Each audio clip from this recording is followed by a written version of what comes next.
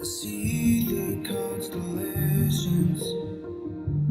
They remind me that this life cannot be lost forever. I watch my generation. It's so evident this world will soon be gone. Will soon be gone.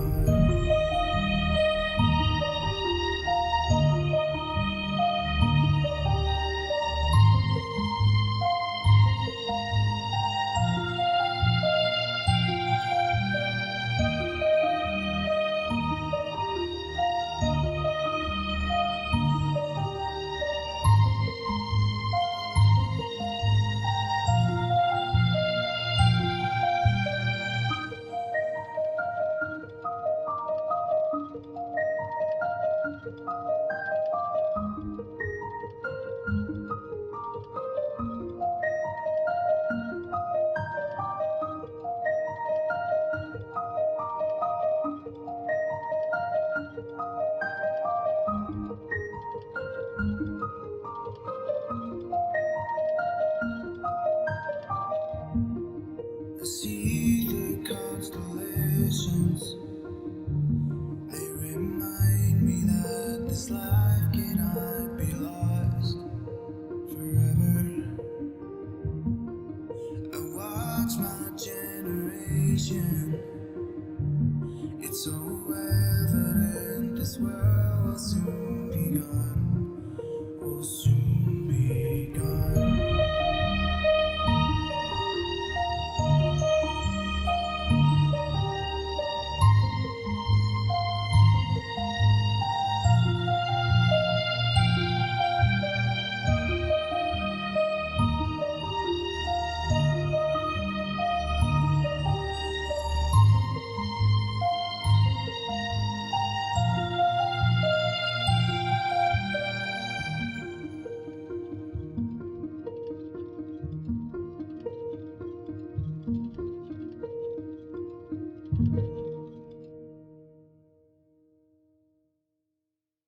I'd like to take the time to thank Deborah Griffin for coming to sit down and speak with us today. She's lost her daughter Jordan to congenital muscular dystrophy at a very young age.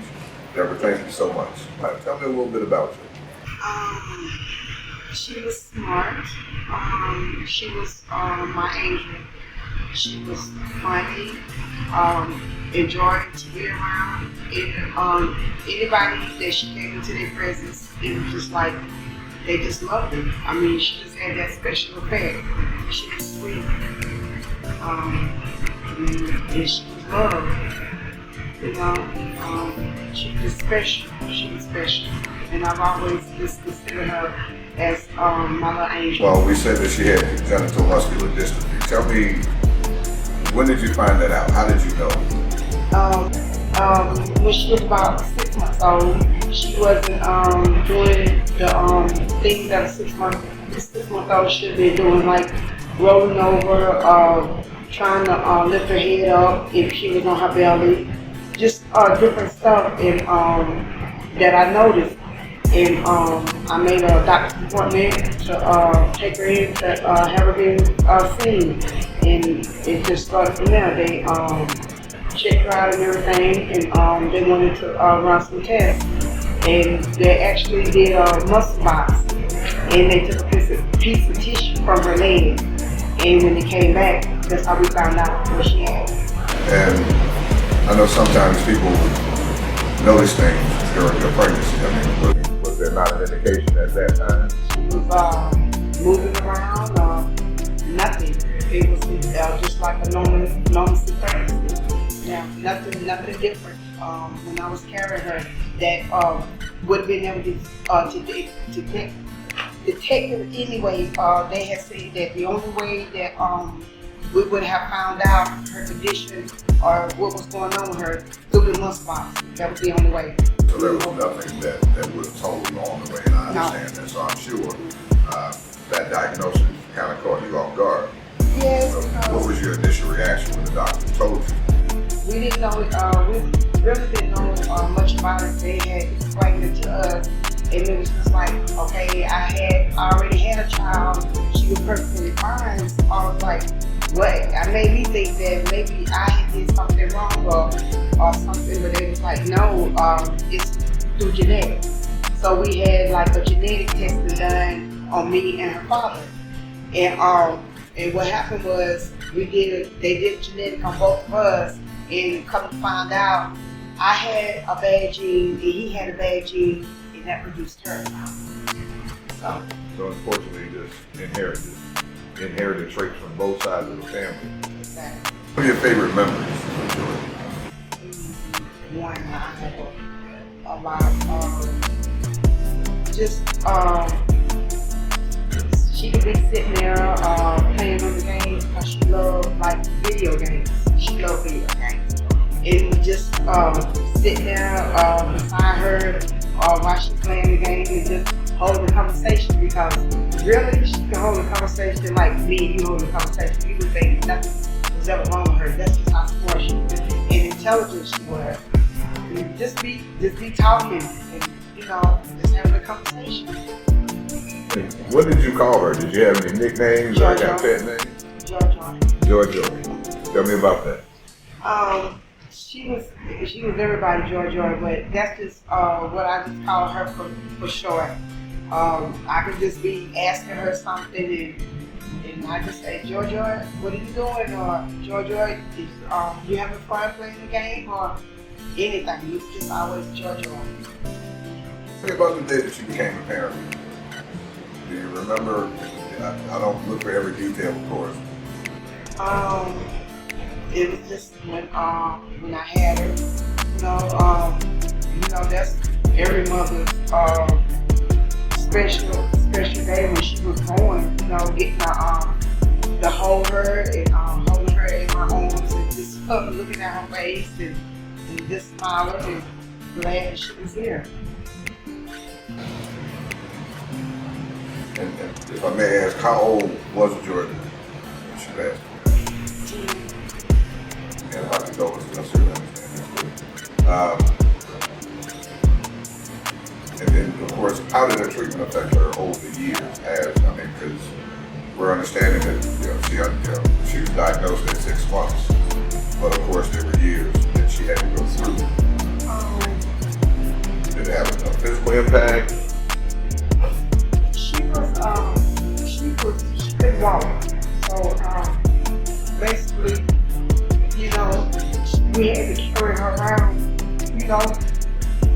Whenever we went somewhere, if we didn't take her power, excuse me. It's okay. She was really small. She wasn't, very big anyway. So we was able to tow her around, even in the house and everything, when she was in her power chair, or if she wanted to sit on the couch or anything, So that's basically how she got around and everything. And the only thing it was just physically, because she couldn't walk, but mentally, she was smart. She was smart as a whistle. She was sharp. Oh yeah. She made up mentally for what she. Exactly. I took care of her. I took care of her until the day she died. I didn't work. I stopped working and everything to take care of her. I did what I had to do as a mother and put her first. Didn't worry about what my consequence was behind everything. I just stopped and took care of her, did everything for her. Of course. So, what kind of impact overall did Jordan have on your life, just as you individual? God gave me a gift. She was just special. She just made every day. I always had told myself, I had questioned. It's just like I had questioned myself one time. It's like, why did God give me a child like that? That was disabled and everything. It was just like it wasn't fair to her. And, so I I just kept telling myself, I know God don't make no mistakes. He put children like that with parents that he knows that would be strong and be able to take care of her, and that's what I did. You see other kids out, if you see them somewhere, you just be like, you feel sorry, you know what I'm saying? Because you don't never know what their parents or their life might affect what they're going through until it happens to you. Yeah. But I just knew that I knew God didn't make no mistakes, and I know that she was special. And like I said, that I always said that she was my angel that God gave me. Well, Deborah, let me ask you this. You made the statement that you kind of questioned God at some point. Did you ever get angry with God, or I did. At first, when I lost her, I was mad and I questioned, and I know you're not supposed to because God don't make no mistakes. But I questioned, why did he take my baby? And I just had to just tell myself that he gave me her for a season, and he came back to take his angel back home. And that's how I had to look at it. And I know that she's in a better place. And I know that she was taken care of and loved. Well, how long has it been since Jordan passed? She passed in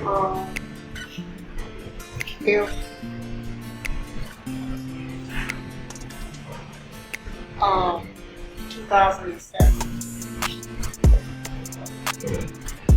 That's 15 years. That's Yeah.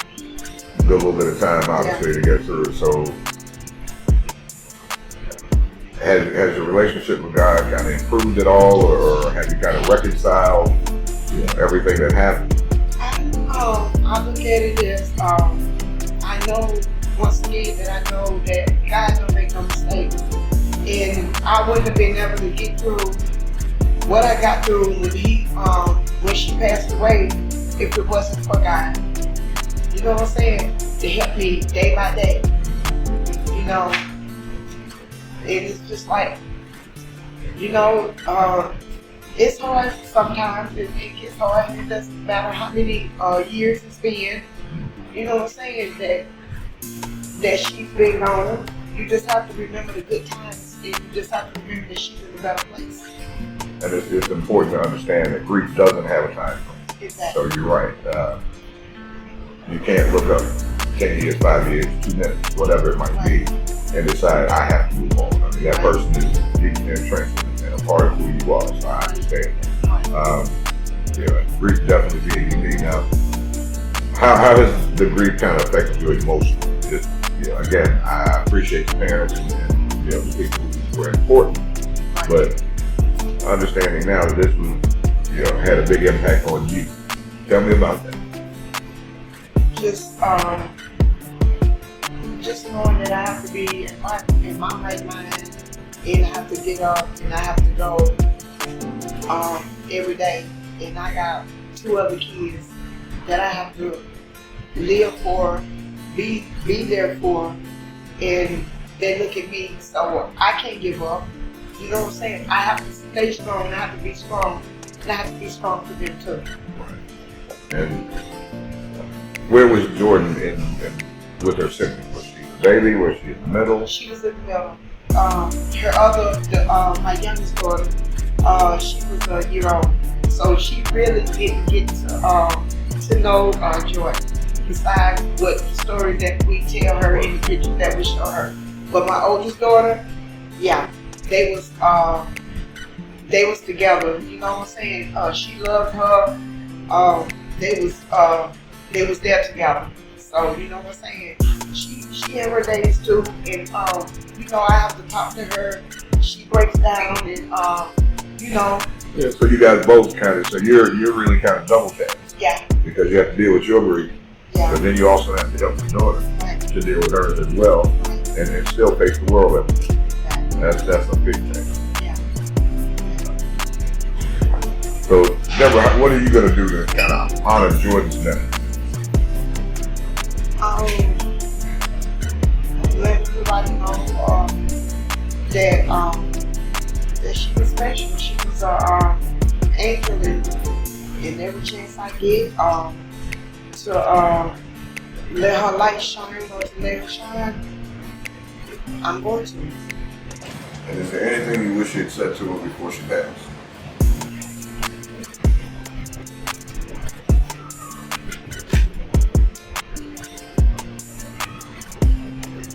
That I love you, and I'll always love you, and that you will never be forgotten.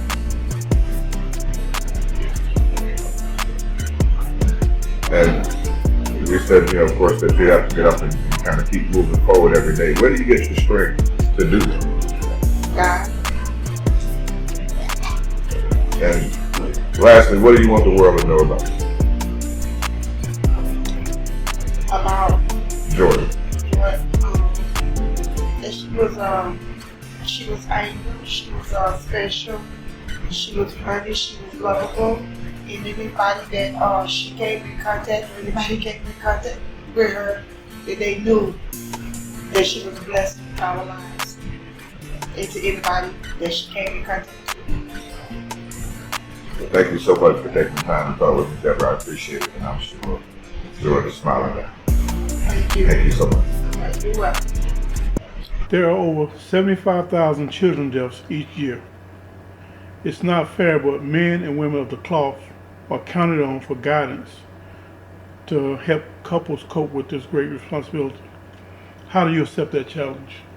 Well, how I'd accept that challenge, the 75,000, it is a challenge to be able to articulate it. But if we articulate it within ourselves, we have to go to Scripture, and the Bible reminds us, and that I was seeing a comforter. When Jesus was departing, he was preparing his disciples for his departure. He shared with them, if I go, I will send someone, and he was talking about the Holy Spirit, and that Holy Spirit will comfort you, it will give you direction, will lead you and guide you. To your sister Jordan, what did you call them? Were there any specific nicknames or terms of endearment that you and her called each other? Like little jokes to make her mad. Yeah, like Nicknames. yeah, like nicknames and. We call her George Binks. My pops was a big Star Wars fan, so I think he took that from Jar Jar, and we nicknamed her George Binks. Okay. When it comes to the bond you and Jordan had, were there any particular lessons that you learned from her during her lifetime? Man, my sister was strong.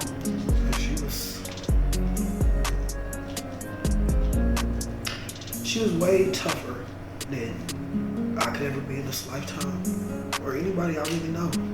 I mean, I watched her go through being sick and treatments and getting a feed tube put in her stomach, and she still would smile, So the lesson I learned from that is, it really don't matter how bad of a day you having. Somebody out here having one way worse and they can't do nothing about it. So, she always really made me look at the bright side of things, because she never let me get her down.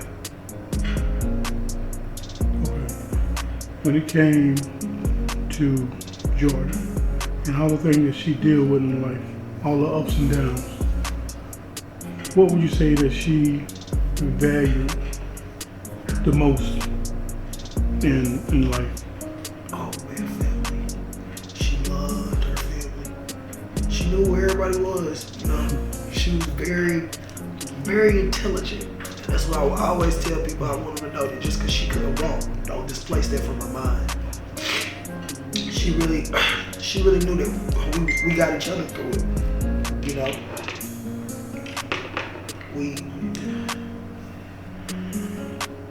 Jordan loved her family. She loved who was there in her life. She knew who had her back. She knew who was for her. And she knew I would do whatever to let her know that she was loved. So, you know, being on her mind was something crazy. Okay.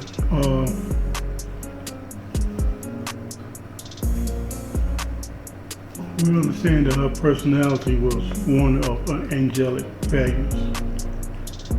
What words would you use to describe her character? Man, technology wizard. You know, I mean, my sister, man, if she would have had opportunity, you know, like us, just to be healthy and to live her years and, you know, to die old and from old age or from whatever, my sister would have been an IT tech, somewhere working, somewhere getting paid big bucks, man. She was on that technology before it was even here. I mean, she would move the joystick with her chin. You know, like when she wasn't able to, she got to a point where her body was just, you know, she was going through it. So she couldn't sit upright. Every year that she grew, her body deteriorated more and she curved. So, man, by the time she was like 8 or 9 years old, like PlayStation 2 was out, I'm watching her play the game and she dusted her little cousins playing with her chin, really working it, you know. So my sister definitely would have took over the whole world with whatever technology. She would have been bigger than Steve Jobs. I'm gonna say that. Okay. I don't care when he started or what Macintosh, whenever it was started, my sister, she would have had opportunity, she would have surpassed him. Okay. Can you recall a particular time that she was especially joyful? Oh man. You know I know my sister, man. We went down to Florida a month before she died. And we was in this resort from Make-A-Wish Foundation. I think it was, we went to a resort. We were in a hotel, rather. And my mom was trying to put her in the pool and trying to make her swim, and she was like, no, I want Kiki to do it. I want Kiki. I like how she carried me. I like how she hold me. And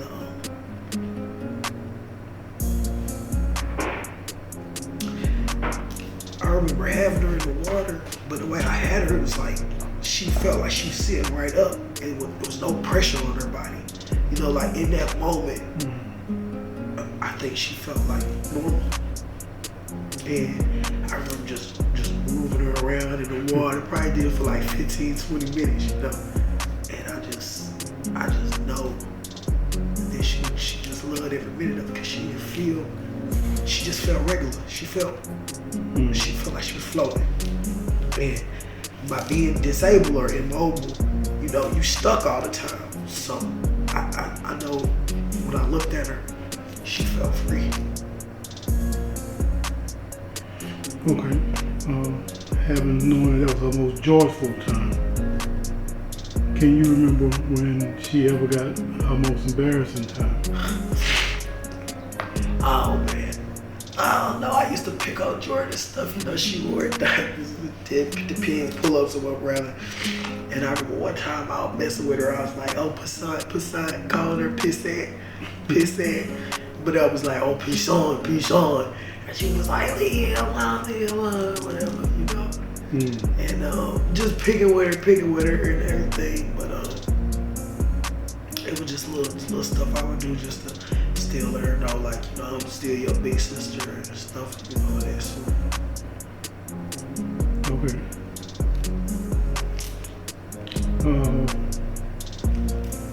Do you think that you can remember your earliest memory with her? Of her? Yeah, I can. This way, Frank was over there by Washington Street. That's when the houses was over there. The house is gone now. Like, I can't take you over there to show you where it is because they done gentrified it and everything else. But my grandma, she used to live on this house over there, and I remember I was probably like 6 or 7 years old for real, and Jordan had this little dress on. It was like so pretty. Like I'm really trying to think, like she had little stockings on and everything, And she just sitting on the couch, you know what I mean? Like just sitting straight up just before, you know, it really took a toll on her body and she started turning and curving. And I just remember just looking at her like, man, she's so pretty. Like, and then I think later on that day, you know, we took pictures or she had to take pictures or something. But I just remember her just sitting there looking like a baby doll. She was a beautiful, beautiful little girl. If you knew that Jordan can drop out tomorrow and visit you tomorrow, what would the ideal day be spent together look like today?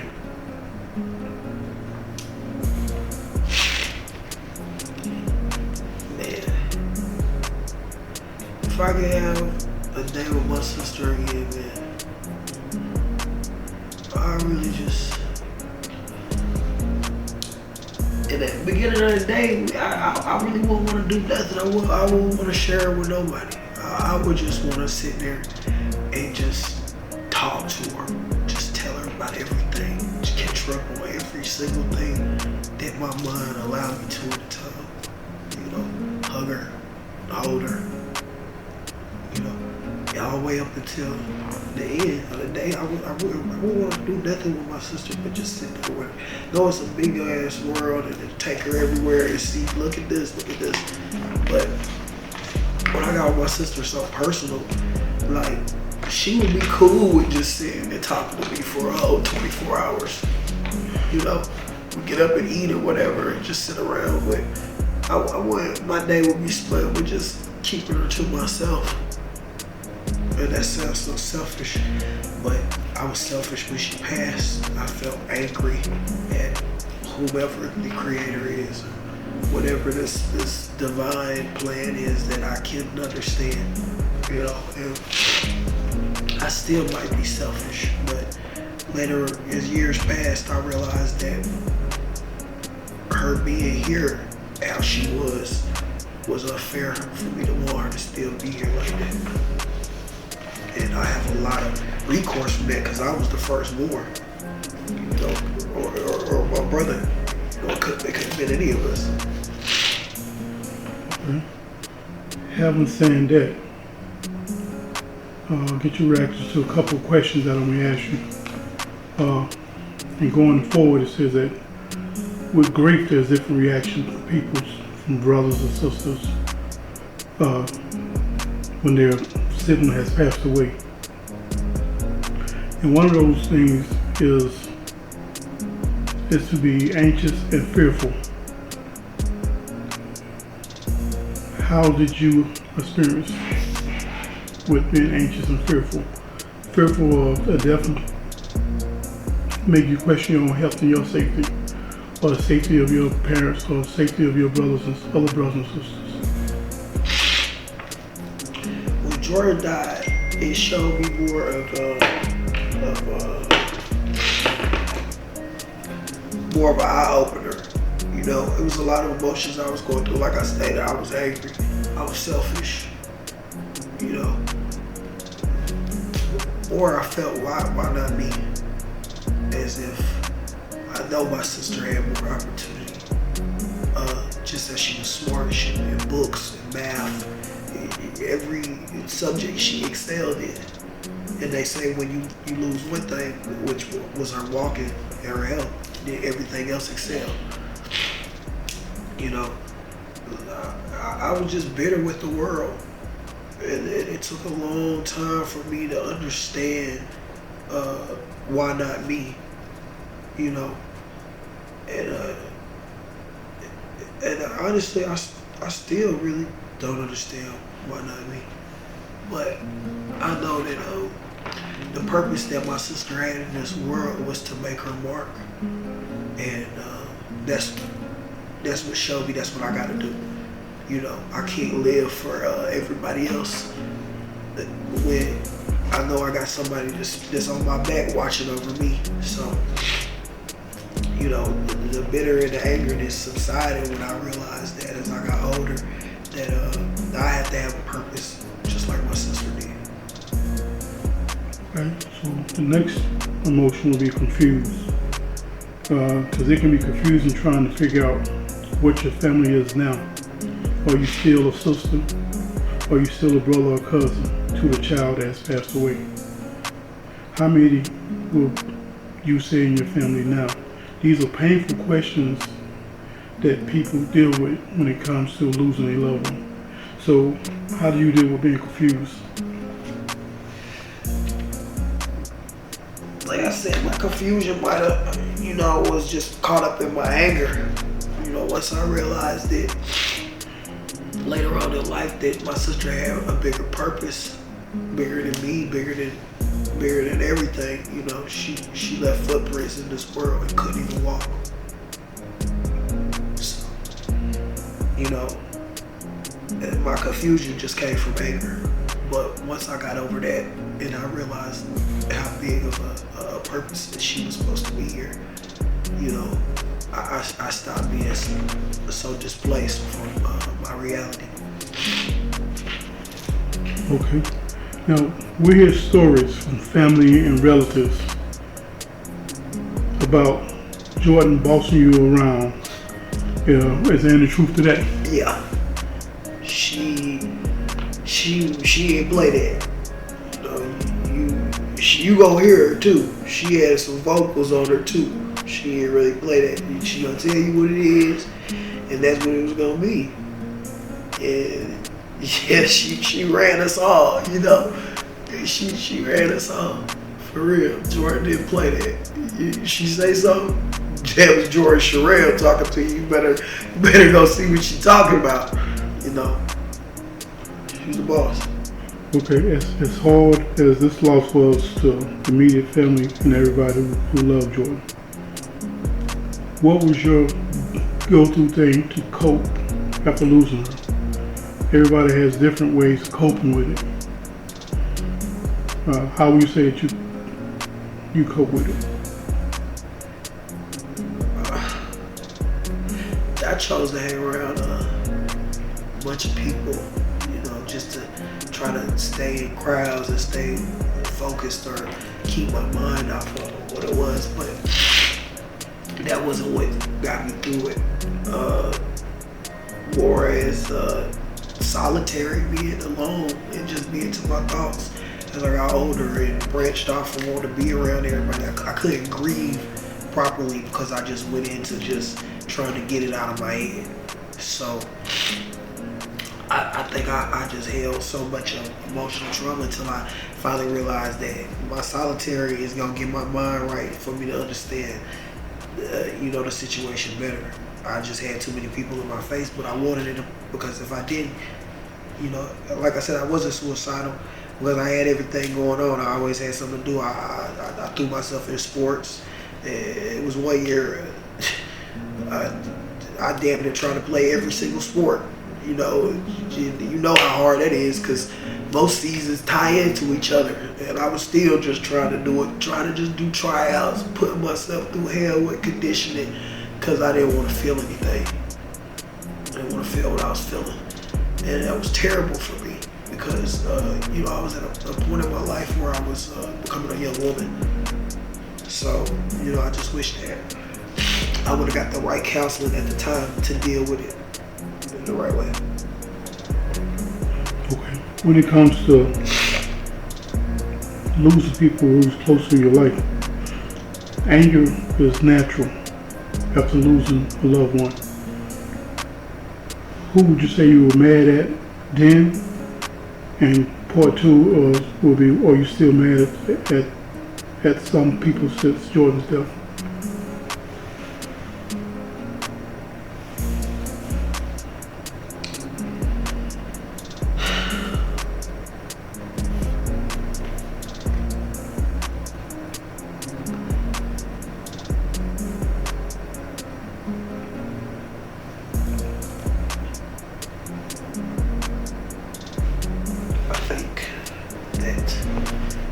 Things were going on when I was younger that I probably would, I don't understand until I got older.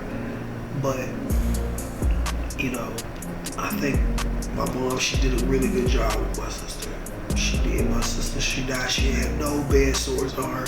And most doctors, the doctor actually came in the room and told my mom that he's surprised she don't got one bed sore on her. she was well taken care of, and he told my mom she did a good job before he took her out of her arms. I held some resentment toward my mother just for the fact that she didn't allow my father in my sister's life in her last months because of a relationship that she had. And I do understand that black women sometimes put men before their kids. And I think she regret some of it too. She do. But I was more angry at her for not allowing my dad to spend the last days or weeks or whatever with her because of a relationship. So, but I don't blame her anymore because as growing up, I see that men, black men, will get in your fucking head and play a number on your mind and make you displaced from what reality really is. And what she forgot was that my sister was dying. Every day she woke up, she was a day closer towards death. And if she would have realized how the severity of that situation was with her father, her biological father being in her life daily, maybe my sister would have fought a little harder on the last days or on her deathbed. You know, all girls need their father in their life, and my sister loved hers. So. Having said that, so you touched on things could have been just a little different, made a difference. And also, we heard you in conversation say before that Jordan may have died of a broken heart. And you kind of touched on that a little bit. You care to go deeper? You want to just go to the next question? I was there the day she was dying. I was busy and consumed with shit teenagers do. Not really paying attention to my sister's breathing, to her just, saying, I don't feel good. Just taking it as if she just had an episode. And I realized that it was the last time I was ever gonna hear her again. So, I wish that day I would have been more aware. Because I knew her. Remember when I said I shared a bed with her? She's my sister. She's my heart. So, I wish I would have been with her right in the bed. Even if it was just holding her while she was fighting on the inside. But I think Mama had left and she had some shit to do. I was just doing teenage shit, but she was just in the fucking room.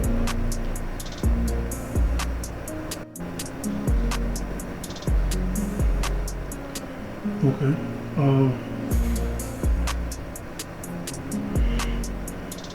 Years later, to all the memories you have with Jordan, how did she impact your life moving forward from the time she passed away?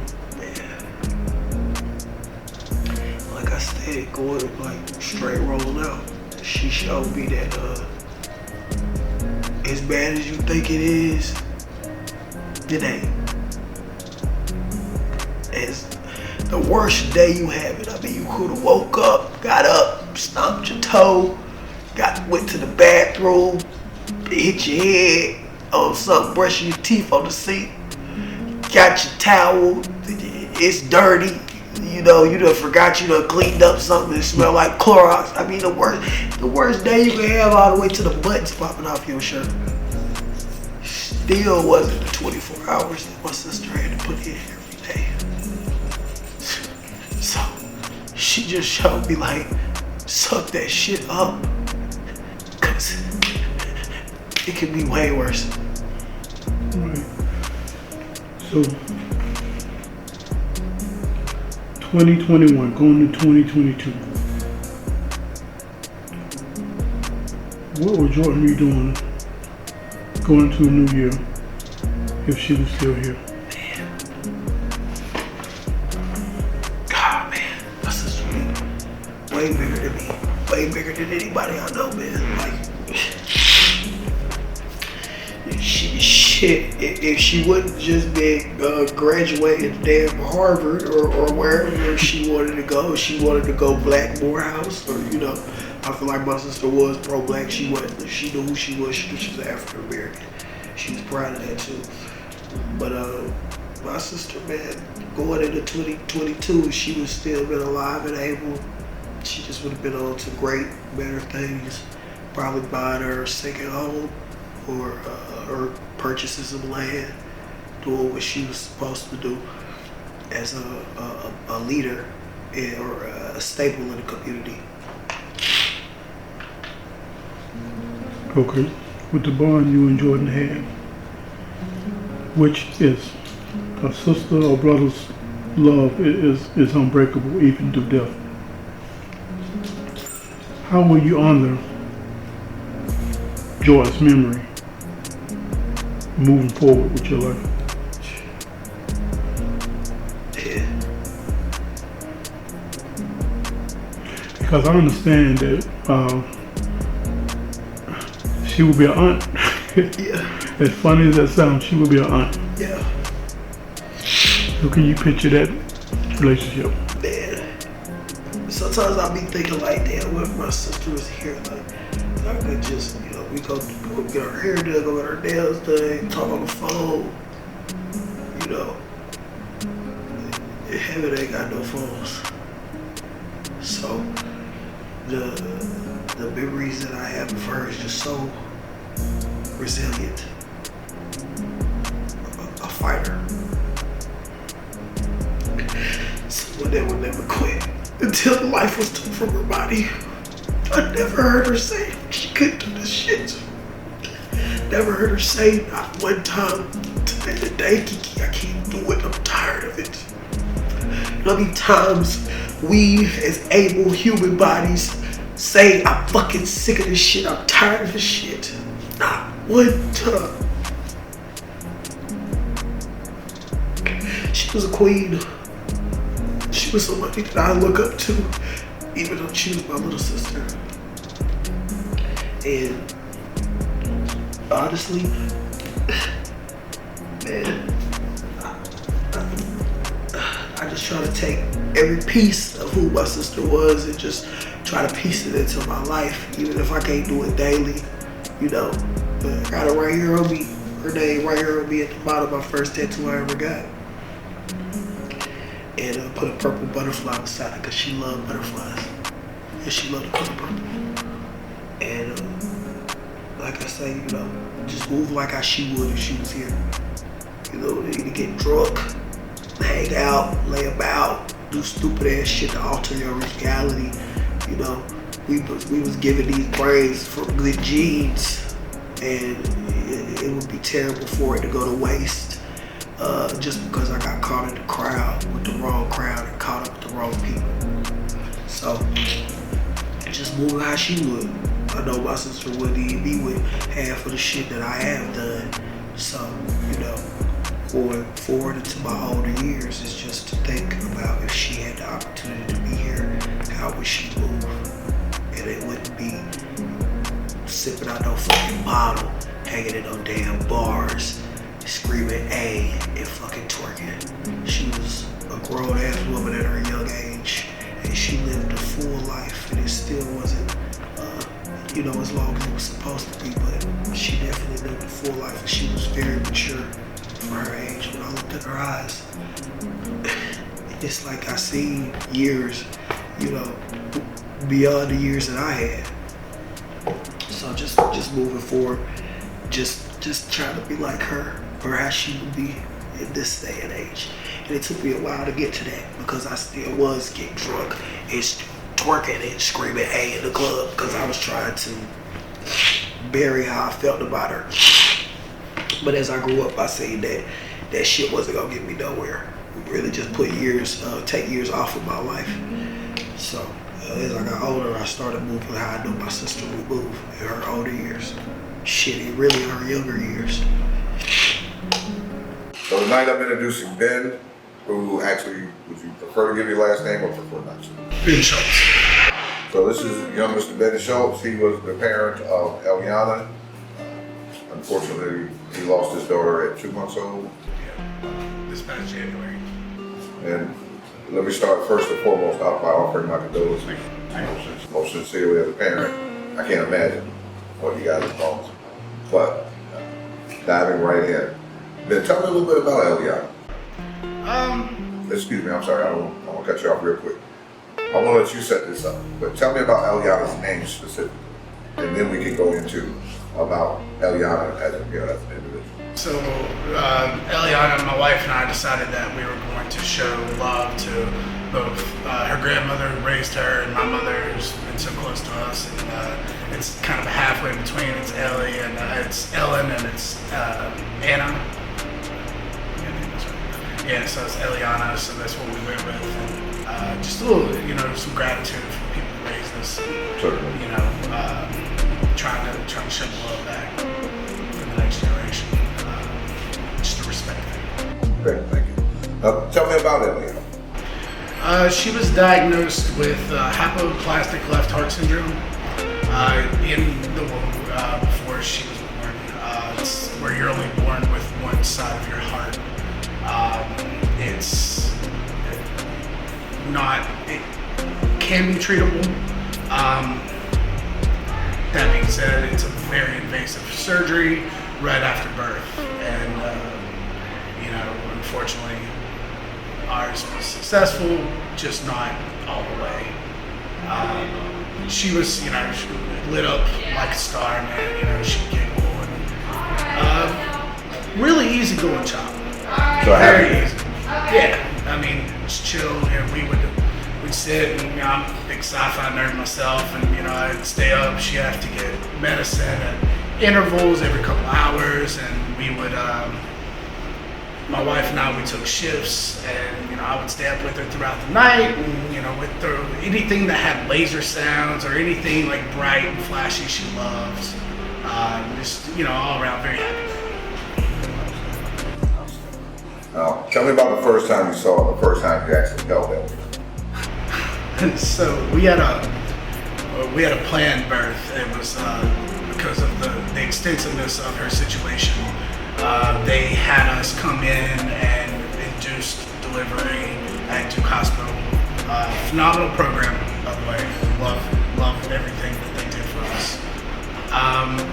But it changes. As a man, it changes. You think you become a man, but you're not. You don't know until that child is born, and your entire life changes. And she, I actually didn't get to cut her umbilical cord. She tore it off herself, because that's my child. That's what she would do. But I held her, about 20 seconds after birth, as you get to, and I got to experience that for a little while, and then they took her away, and we had to have surgery. And I didn't get as much time as I wanted immediately, but I did get some time.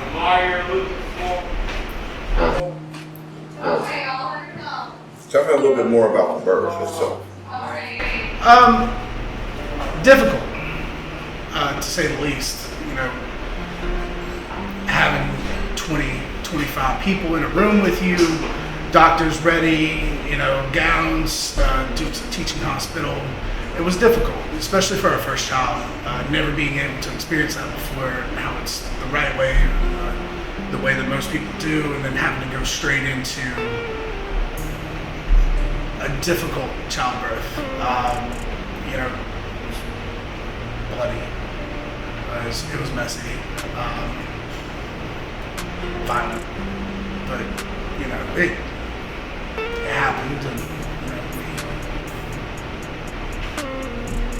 So you kind of made it through, and yeah, it was. And then we had, a really good day, little family day that evening. Right. And from there we went to the surgery process. how long before you were able to bring her home? About a month. So that, we got an Airbnb down in Durham, and we spent as much time as we possibly could there, like, visiting hours and here and there, and they let us stay. We actually had a phenomenal nurse, and she let us stay a little over, but knowing my work schedule, knowing I couldn't be there as much as I needed to be, trying to get the restaurant off the ground. But it was a month of every day driving or trying to stay and just trying to get that time with your child, to bond. Definitely not natural. Not having them with you all the time, but still trying to formulate that bond. Right. Yeah, I'm sure the distance, unfortunately, kind of creates distance. Now, tell me about any special skills that you guys either had to learn or were taught in order to deal with Eliana's situation. So there's an extensive program that they actually make you stay with her for a day or two, depending on where you're at, and you have to learn. Like, she had an NG tube, which goes through the nose to feed the stomach, because she needed nutrients, and it wasn't good enough for her to learn on her own pace. She also needed medicine pushed constantly, so that was also some issues. Every couple hours, she needs a full round of medicine. So, my wife and I were trying to split day and night, to and fro, and so you got, only a couple hours a day together. But you have to learn how to push NG tubes. We learned certification for baby CPR, which we needed down the line, which could have been better at, but we definitely needed that.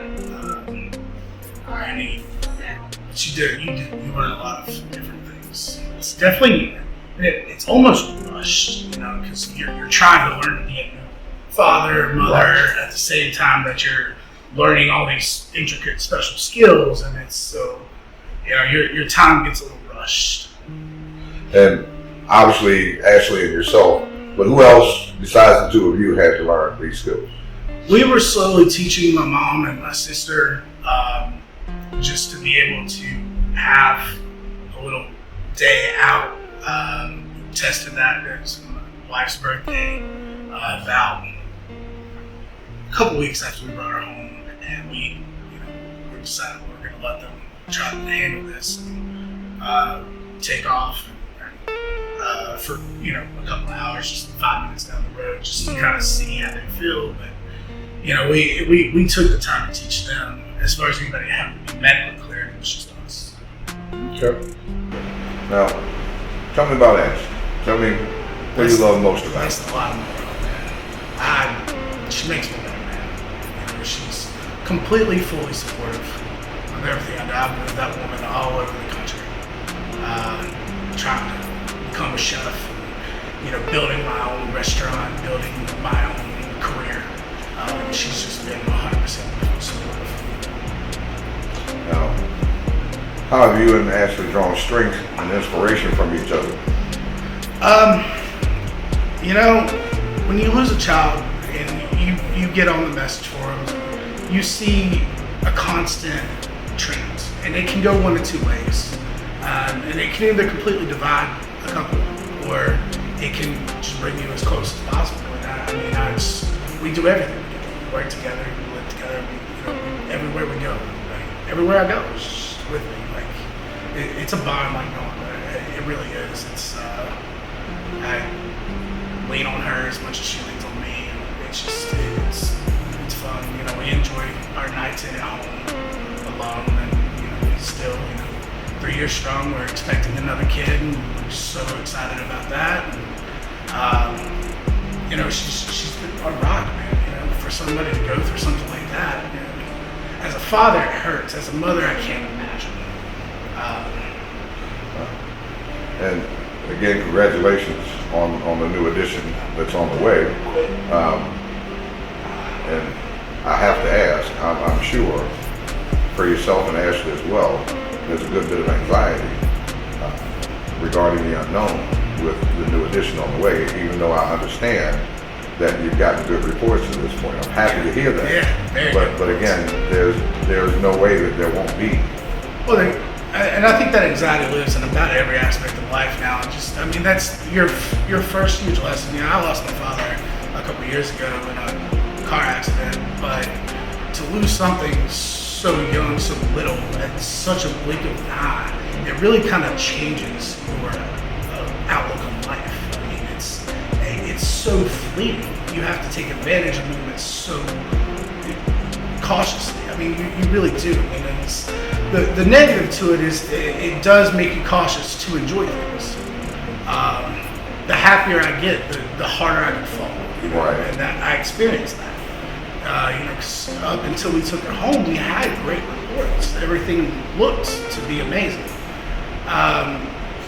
Like I said, it changes you. I mean, it gives you a new perspective for sure. Perspective to enjoy your moment. You and Holly also have a very special relationship. Tell me a little bit about that. That's my sister, my business partner, man. I lean on that woman. She's special young lady. Mature, so mature for her age. And, she's my business partner. We started this together, and it's been a dream of ours since we were kids to, have something that we can call our own. And she's just been there every single way, completely supportive of everything. And, she's been able to take up a lot more on her shoulders without me being fully invested as I should be, as I could be. But when you have something like that happen to you, it takes away a little bit of passion, a little bit of just drive to go in, at 9 o'clock in the morning every day like she does. So she grinds for me too. She does. So she's a huge part of your support system. Yeah, probably the biggest outside of my wife. She's just been there every step of the way, Now, tell me about the relationship, of course, with your mama. It's your mom, man. Like, what do you want me to say? That woman's she's a soldier, man. She got us through everything growing up. We had, she provided a great childhood, and she's been there for us since birth. But through life, and then when this happened, of course we were heartbroken. I don't think anybody outside of us was more heartbroken than my mom. That's her grandbaby, it's her first grandbaby, and but she did everything she could, to make it right. Knowing she can't make it right, but she tried. She did what she had to do. She got us out of town. She took us to Hilton Head, and we had a beautiful time there as a family, just kind of, trying to mourn and laugh and, get to a point where I could go back to work and, continue with my life. Of course, tell me about the bond you had with Roger. Roger's my stepdad. Great man. He's less like a stepdad, more my best friend. It's the man I'll lean on him for everything. He's a guy comes through, and if I'm too busy, he'll fix my car. Or he gave up his business to come and help me with mine with the lack of staff, and he being the guy who taught me how to smoke meat was super excited about this business. Being able to share and work in a craft that he's passionate about. Can't say enough great words about Roger, man. I know how heartbroken he was. Would never know it, but he is a sensitive man. Very in touch with his feelings, and I know it hurts him, but he does stay strong, and he gives me my opportunities to talk when I need those late night talks, and you can't say enough good words about that. And where do you get your strength? My life. And of course, as parents, we always dream about our children's future. What they're going to be, how they're going to be, what kind of person. Yeah. What was your dream? What were your dreams for Eliana? Just to be happy, man. Just to live. Just to be happy. Couldn't tell you what she wanted to be to get that to. Right. She liked lasers on the I don't know, man. Space Force That's still a thing going on right now. Space Force? I mean, yeah, Yeah. that's I don't know, but I just want to be happy. You know, you have to deal with that. And I was fortunate enough to get to talk to a lot of people who grew up and got to be a good age and have full careers with her condition, and you know, I made you hopeful. Right. But you know, I just wouldn't want nothing. The same with my son, Deuce, and I just want to be happy. I understand that one. I've never tried to guide my children in one direction or another when it came to careers or aspirations. What I did, of course, like a parent, you know, you let them know that they can be whatever they like to be. If Ellie was here, what would you say? I would not just hold her. Difficult as this experience has been for you, then how did it help you? I think I'm still growing from it, to be honest with you. Might be a to be continued answer. You know, I look at myself a lot more now. I try to lean on myself a lot more now. My wife, I know what support system I have. And that really teaches you that, you know, to fly, you know, you can't be scared to fall, right? You know, do a little bit more, take a few more risks in my career. And besides that, I mean, I think my wife and I are closer than we ever did. And I can't say enough about that. We just, you know, it's a bond. You know, when you go through something like that, you need somebody who understands. And just being able to spend time with her has been really great. Brother, I appreciate you taking the time to Yes, talk sir. with us. Yes, sir. Thank you so much. Yes, sir. Okay. It's my privilege to be able to actually just speak Well, it's with an you. honor to be a part of this, and I know that a lot of people need something like this. There's not a lot of guidance, information, anything out there. So, you know, to everybody feeling any kind of pain like that, you know, reach out, talk to somebody, you know, please. Other than that, you know, it's an honor getting to talk about my little girl, man. You know, to this day, you know, Daddy loves you, and you know, we'll get there. She'll always be right here. Yes, sir. Again, thanks so much. Yes, sir. Well, how you deal with people say, well, it should give up, or it should have been me. That's part of parenting. That's part of, okay, I wish it was me, versus them. You know, and that's emotion. Right. That's saying, I'd rather take that place. But like everybody, as a time to be born, there's a time to die. And it ain't time for you to depart, but it's time for them to depart. And that's honorable to say, I wish it could have been. That's very honorable. I wish it could have been me. But you got to know that we all up on God's timetable. That child is up on God's timetable. Like you said earlier, that present that He gave us through our children, you know, that present that he has taken back, you know, from the parent. It's not to say you wasn't deserving to have it. It's say I just bless you with it for a while, a time. Because we got to realize we are in time, and if you want to see that child again, you know, you have to submit up under authority. You have to give your life over to Him, and then one day, you know, if you accept Him, or when you accept Him, one day He gonna call us home, and then we're gonna be able to relate and be able to understand and the hand of God in glory. Hey, Helen. I understand, unfortunately, that you lost a child, a grandchild, excuse me. 2-month-old Eliana. Eliana, excuse me. Just want to ask a few questions and try to gauge where you are.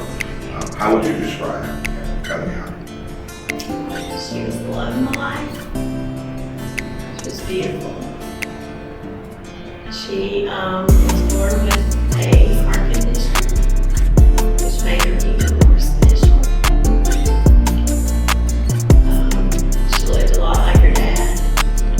She had the spirit of her mother.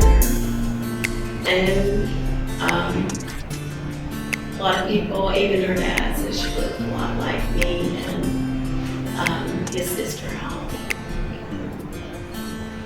And what is your favorite memory of Elliot? Probably the times I got to babysit, so Mom, Ashley, could get a little work in. With Ellie's condition, we had to learn how to handle her monitors and her oxygen and feed her through a feeding tube. But after I learned all that and we got the feeding done, my favorite times were watching football with her, pulling against her dad's team on purpose. And making faces with her. We made a lot of funny faces together. And she was a funny little girl already, you know, she just had a lot of spirit. And I love those special moments, just she and I together. And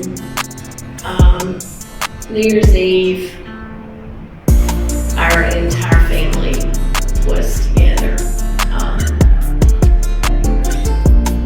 My brother and his family came down and we all celebrated New Year's Eve together. It was probably the best day of my life. So. That's a wonderful New Year's Eve, I'm sure. Yeah. And did you have any nicknames? Well, Eliana Jane was named after a combination of my name and Ashley's grandmother who raised her, Mimi's name. And Jane was my mother's name. My mom passed away 16 years ago. And then and my mom were very close. But my nickname's always been Ellie. Well, Ellie. And we kind of started calling Eliana Ellie. So Ellie was her nickname. And all of us had our own little nicknames. So she was my sweet pea. So.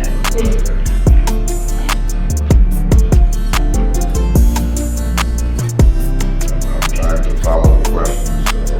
So,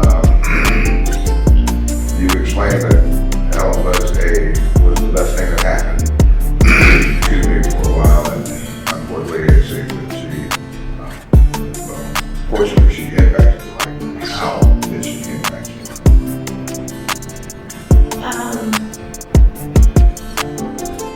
Ellie, everything changed when Ellie was born. I mean, we've always been a close family, but it was like all of a sudden we were all focused on one thing, one solitary thing, and that thing was her life. I've never felt love. I love my children more than, well, anybody has children knows that. But it was just something so different when she came into our lives. She was already so special because of all the things we knew that she would have to face.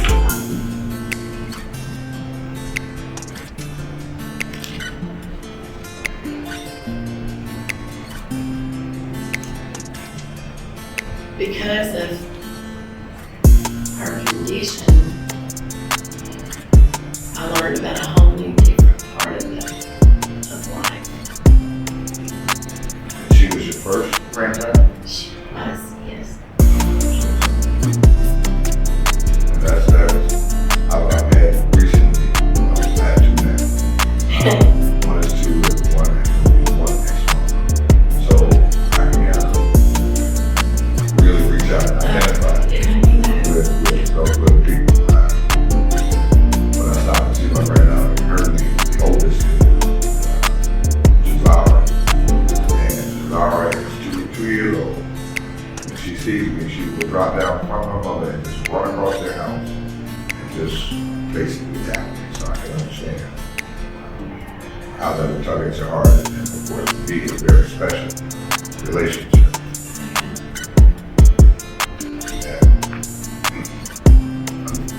It seems that you have to deal with it two ways. Because, of course, your personal loss. But then you have a situation where your child That's true.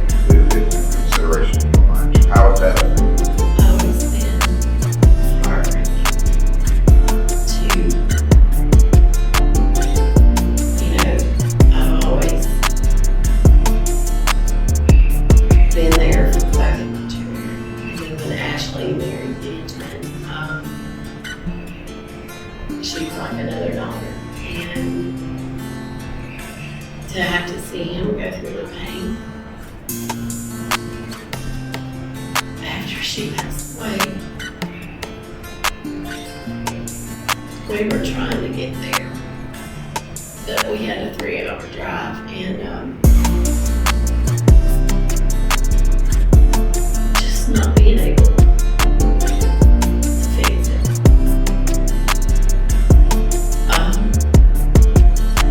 Yeah, it's double fold. She was so special, and so I was looking forward so much with her, but then to have to watch my son go through that, and to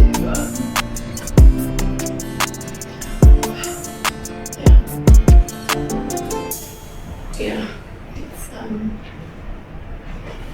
it's tough.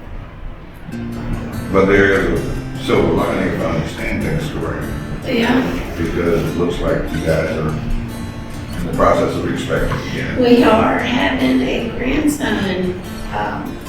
Ashley and Ben are expecting a little boy, Kal-El Benjamin, in November, which ironically is very, very close to Ellie's birthday. So it's been a whirlwind, but I cannot wait to meet this little man. And I'm sure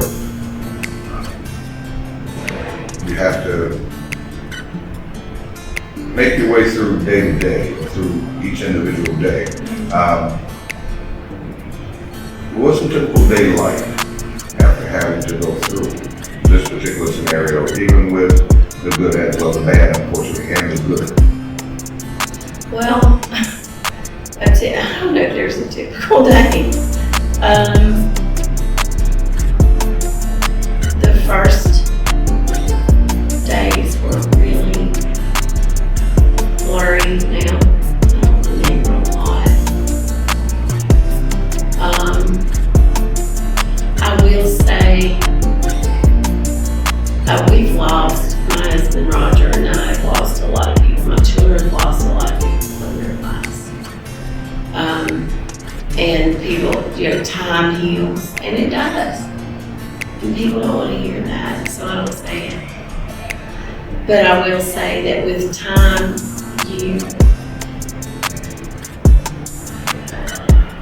you still hurt, but you start to find a way to heal. And so that evolves. The first weeks, months, I cried every day.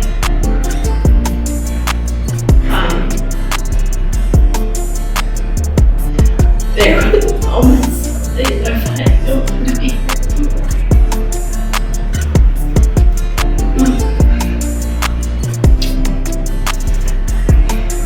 But I had to be here for my son and Ashley and Roger and my daddy, who was a great grandfather, who had his,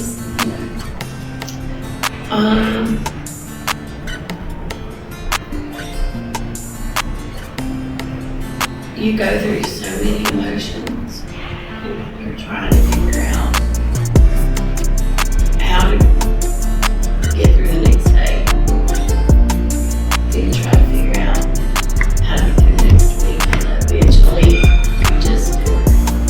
But you can't do it by yourself. And that's a very good segue for me. You can't do it by yourself, so how do you? Is it faith, is it family, is it a combination? I trusted the Lord. I was angry.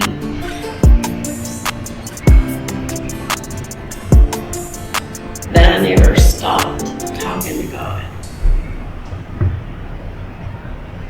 Even if I was screaming at him.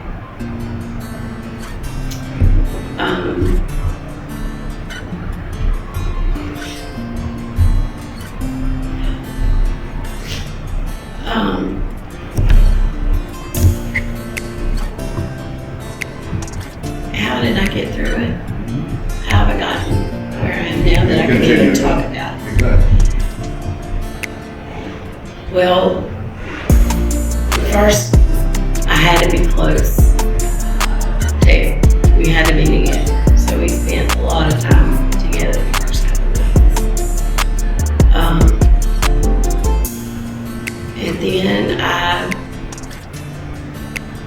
developed anxiety. I've never had anxiety. I've always been a very controlled, focused person, and I developed anxiety. So I reached out. I read a lot I Googled, and I found that I Google crazy stuff like, how does a grandmother get through the loss of a grandchild? A lot of it dealt with the fact that you're also having to deal with your child's, like you mentioned. And so I started finding people that had suffered through the same thing. And so I blogged with them on the internet. I desperately searched for support groups. And then the anxiety hit to the point where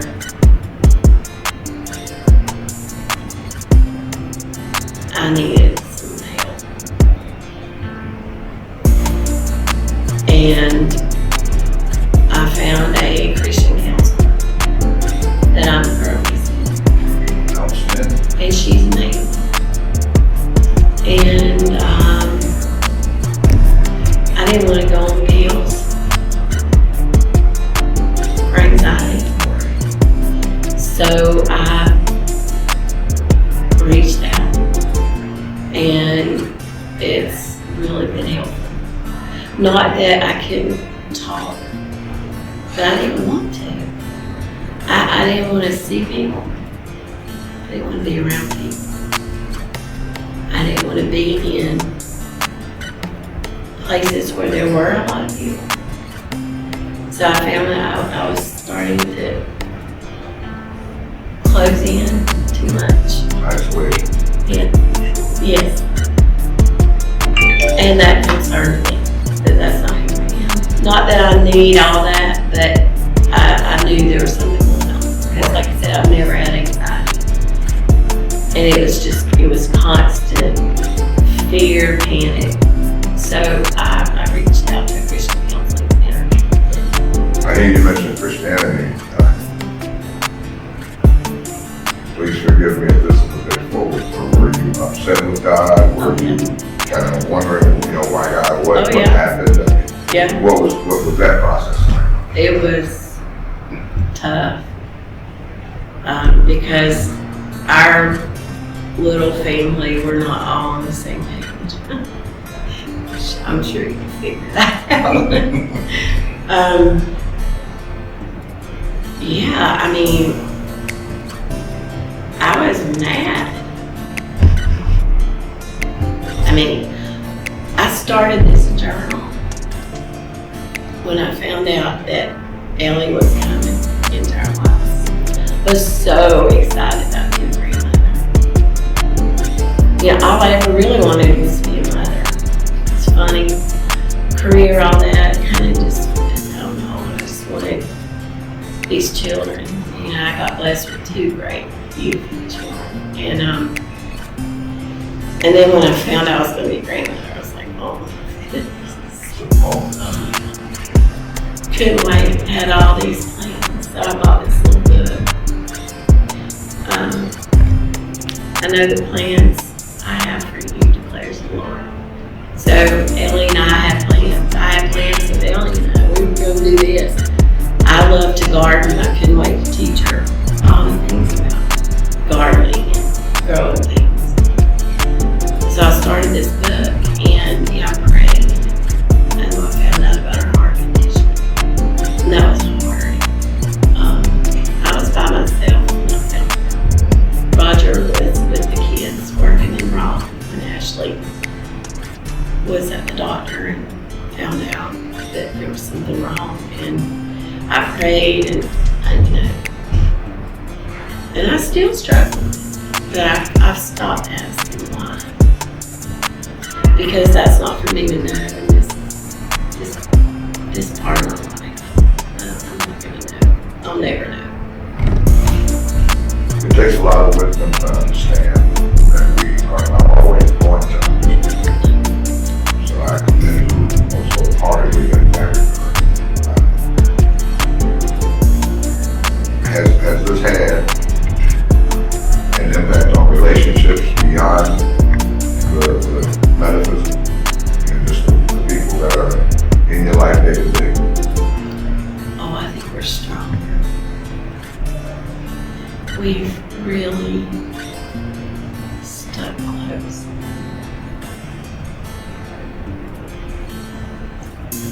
We have to.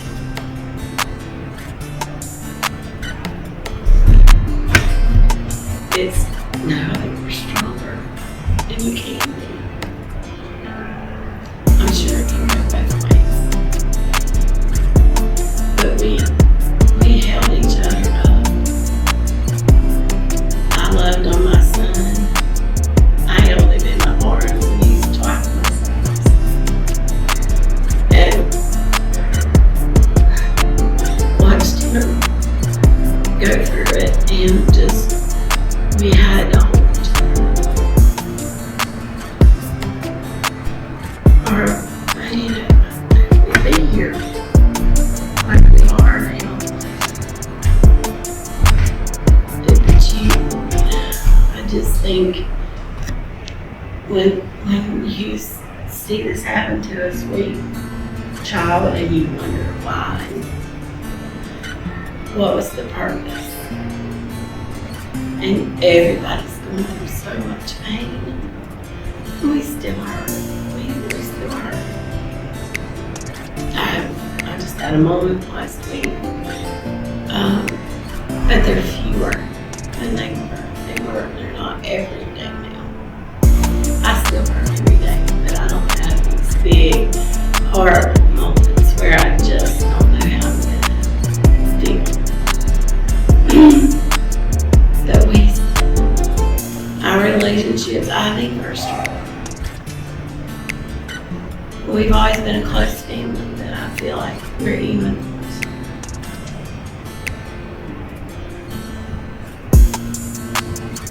Grief, trauma, and depression impact one's ability to participate in all meaningful relationships. Now, what is your strength? It's straight come to the Lord. What do you want the world to know about you? That our baby. This is something I wish I could remember his first name. I found a passage about a man who had lost his son when he was 2 years old, and he was a pastor. And something he said just impacted me, and this has been recently in the last months.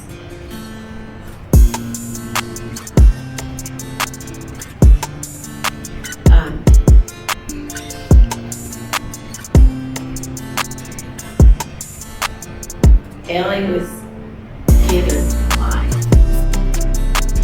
from the minute she was in the scene. Therefore, she has a soul. And we all have souls. And I just,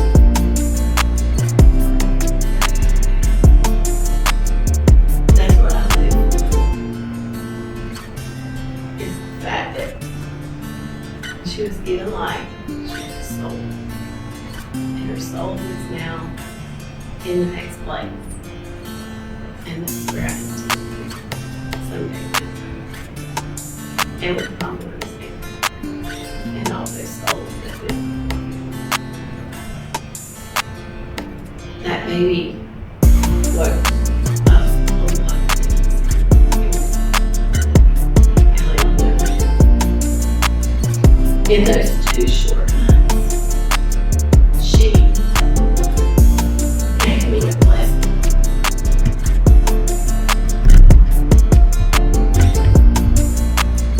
I so appreciate you taking the time to talk with me.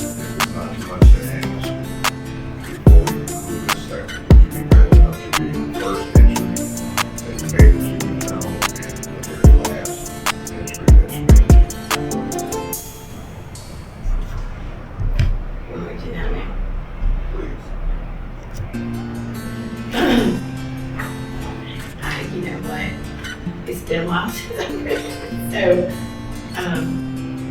okay, so on Thursday, July 16th of 2010. Dear sweet Ellie, my first granddaughter, I am your grandmother, your daddy's mom. Your daddy is my first child. You are so loved already and only 21 and a half weeks old. Your grandfather and I have been so excited to meet you. Since your mom and daddy and Aunt Holly, I think they're going to call her Aunt Hootie. There's a story. Told us the surprise in March about you. We then tried to decide on special grandparent names. We came up with some names, but honestly, you can call us anything you wish. Ellie, I know that God has big plans for you. You have some pretty big challenges ahead, but you came from strong stock. And you have a big support system who will be with you every step of the way. The Lord is all powerful, yet gentle as a lamb. Of course, you already know that, because you knew Him, and He knows you. I love you so much already.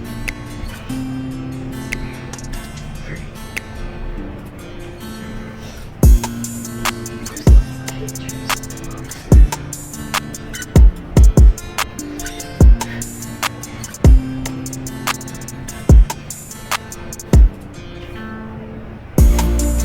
January 16th, 2021. Ellie, you will be forever in my heart.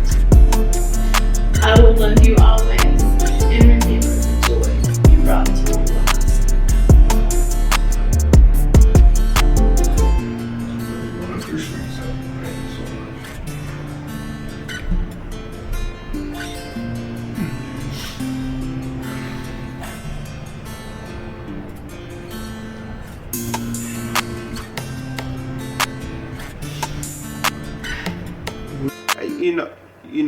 Many people, according to their individual makeup, they handle things differently. It could strengthen. It could strengthen the relationship, and also it can destroy the relationship. Right. Okay, let's use how it was destroy the relationship first. It will destroy the relationship, and I'm saying this: if you don't have a relationship, you don't understand Ecclesiastes as a time for everything. Right. It will destroy the relationship when you are not grounded on that solid rock. Not saying that you won't go through all the emotions, either parent. Not saying that they won't have some doubted spirit moments and say, woe and why me? And Job said, though you slay me, I still will worship you. We have to, and I know my wife and I, we preach something. As a child, as people, you have to have a relationship with God, because adversity is going to come. And when we got a relationship with God, when adversity comes, it keeps us from losing our mind. We have to be rooted in God. I'm not saying we have to be a theologian. You know what I'm saying? I'm just saying that we got to lean on our own understanding, and all thy ways are not of Him, and He shall direct our path. That's what I'm saying. I'm not saying that you got to have a doctorate degree on the wall. No, you just got to understand the mighty hand of God. And knowing that God will never leave you or forsake you. Now, for the parties, the relationship is that you have to build your life, and Jesus being the center of it. Now, that if you're not in the Lord, or if you're not in the Lord, call on Him. He still hear you. Ask Him to protect that relationship with one another. Ask Him for guidance. Ask Him. He said, if you ask, seek, and knock, it's right there for you. We fail to ask God. Sometimes we fail to ask God because He said yes and no, or wait a while. He may tell us right then. He said, no, I don't want to tell you right now. He may do for us right then. He may not do for us right now. He may say, wait a while. We, as parents, to keep the relationship flowing in a manner, you know, we got to know who God is. And we got to know and have that Job experience. You took everything from him.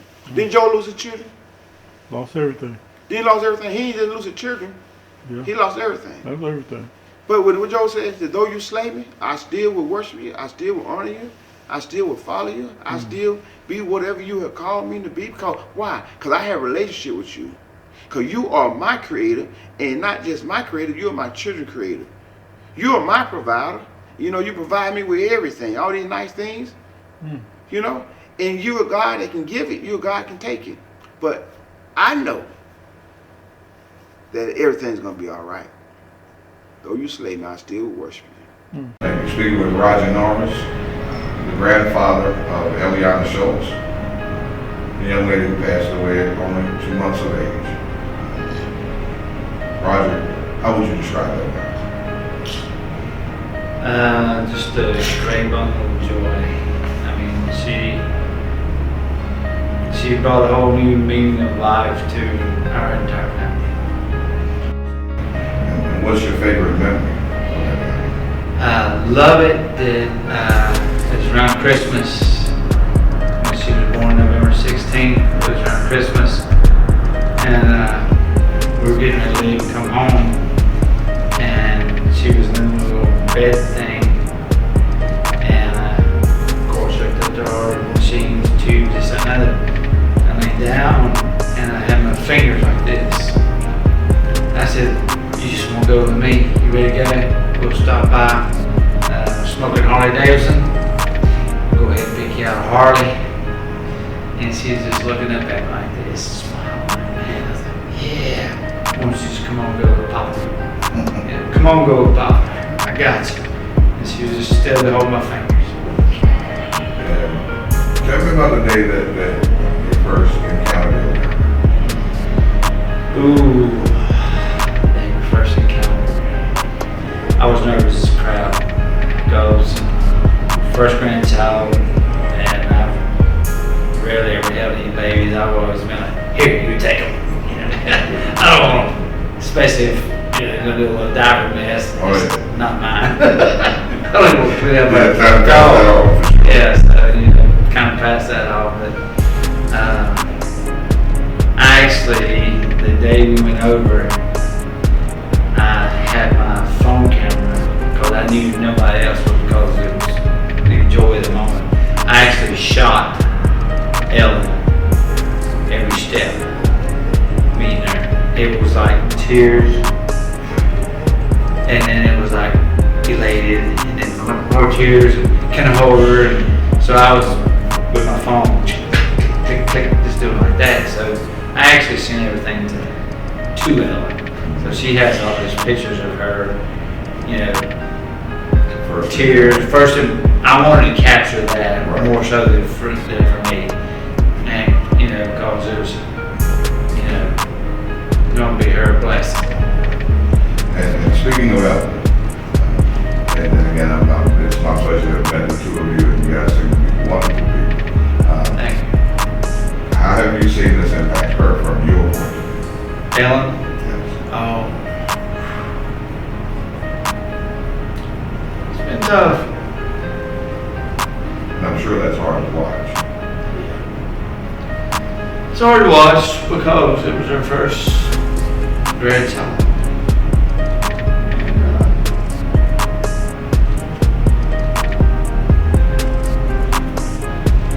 And, it was a rough night to live through. Yeah, but, you know, I think she beats herself up for not going down the week before. It's So we hard. chose to stay home and take care of things, and then we were going down to have the kids in the restaurant. So we were already packed, and everything happened. So it was tough. And I'm sure watching your son go through this is difficult as Oh yeah, well, you know, he's his own man. And there was a lot of emotions the first week or so before we ever left Raleigh about that. With Ellen, it was, you know, hard to watch her function. It was just tough. I mean, I took care of a lot of the arrangements. Is that another? Because she couldn't do it. She just fell apart. And stuff. It's been extreme. You think they're doing good and they're going through it, and I finally just told her, I said, you know, basically, seek counseling. You know, if you need it, do it. And it seems to be helping. I mean, she's really getting a lot out of it. In fact, I think she's getting ready to go twice a month and stuff. So, you know, me on the other hand, being the guy, you just put one foot in front of the other and move on. And you mentioned that Ellen may feel like she could have prevented it or done something differently. How do you see yourself in that circumstance? Do you kind of feel the same way? Man, that's a tough one. I don't know. I mean, I think she struggles with that because she would have stayed because she already pretty much she had a lot of things to take care of at work and all. But she felt that if she would have just stayed and worked remote, then I think in her heart she felt she might have could have seen the signs, this and the other, since they were new parents. But you know, nobody knows what you're dealing with when you're dealing with somebody. They tell they test. And I tried to tell her it wasn't going to change either. I mean, it was meant to be. Whatever, you know, whatever the condition was, whatever the scenario was, God, whatever, it's just meant to be. And speaking of God, Oh Lord, don't do that. how have you said that you're a man and you put one foot in front of the other. Are you kind of walking through a faith situation? Are you angry with God, or are you kind of wondering? Well, my journey with that started years ago. I lost my aunt, oldest. She was like a big sister. And then from there it was just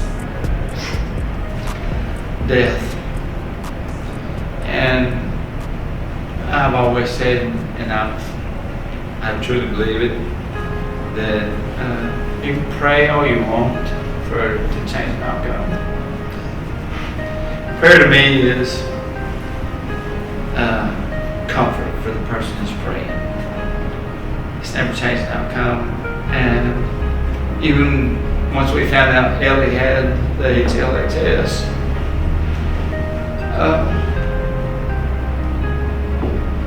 you know, I didn't pray for to heal it or erase it because it wasn't going to work. You know, we knew she was going to be born with that heart. But I always just said that if God, you're real. You were a soldier. My son, literally, you're come through this. Come through the surgeries, fixed heart, and you make them a soldier for life. Because if you want to lose something, take it.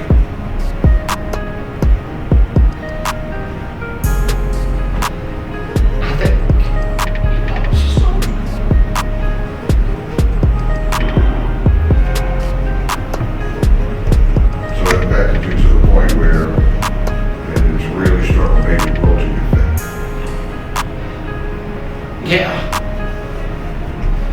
I was struggling with my faith since I lost my aunt, my sister, my mother 43 days later, my other aunt 6 months later. In less than 2 years, I lost 4.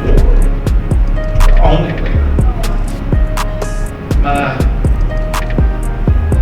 warriors. I go to. None of my prayers. Right. I got a call from the doctor about my sister in a coma in Florida. And the son of a bitch want to take her off the fucking life support before we ever got. He said, dude, we're 5.5, 6 hundred with baby. We just now finding out. Well, she's basically brain dead.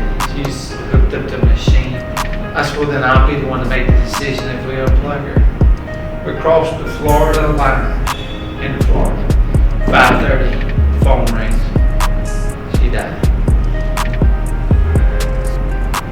So I didn't have to make the decision. But that SOB, I'm gonna pull the plug on her at freaking 10:30 at night. She's brain dead. I can't find any function.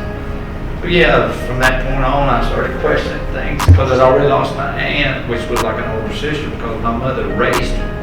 My mother was 16 years older than her. She was only 7.5 years older than me, and she lived with us. My mother kept her and got her through school and everything.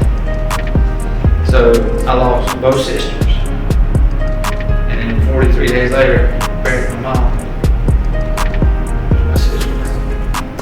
And I believe to this day that my mom checked out. She wanted to see if my sister went to heaven, right? She wanted to go find me. Can't change my mind otherwise because there's really nothing wrong with her. She just wanted out. And she was fine the morning I left her at the hospital. I went to work. She was fine. 2.5, 4 hours later, they called me and tell me they're doing CPR on her. And man, were they beating the shit out of her.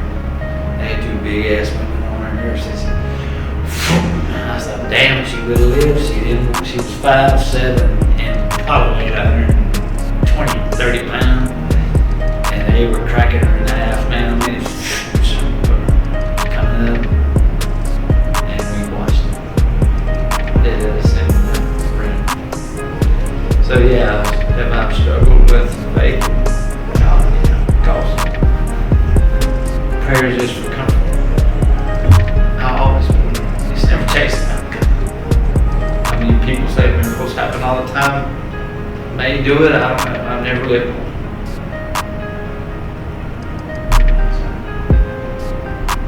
I mean, like the night we got the call, we were headed down to Raleigh. And I think it was around 11:42. Phone rings. We'd already went to bed because we were going down to work service, and then Ashley to stay home, spend time with Ellie. And Ben calls. I can hear his voice on the phone. I'm barely awake. You need to come down. They're doing CPR. I remember we already had our bags packed. We were out the door. 5-6 minutes. We were in the car, blowing down the road. I mean, I'm running as fast as I can without, getting a ticket and stuff. I remember stopping in Gibsonville, 138 TA truck stop. She wanted to use the restroom and grab a coffee. And I got back in the car and I said, have you heard from the kids? She said, no. She goes, I got a bad feeling. I said, well, I know you do. I said, don't you think you ought to text them or call them? Call. Go ahead and call. I mean, either way, we can do that. And because Holly had called back and said they were on the way, they were following the ambulance, they were on the way to the hospital waiting ahead. And I remember being about exit 140, which is the Elon University exit. 140, 141. one, she got a hold of him. And he says, "Big man." So that next 60 miles, hard ride. Very hard ride. And I remember saying, "God, lost this soldier. I don't think you heard me back.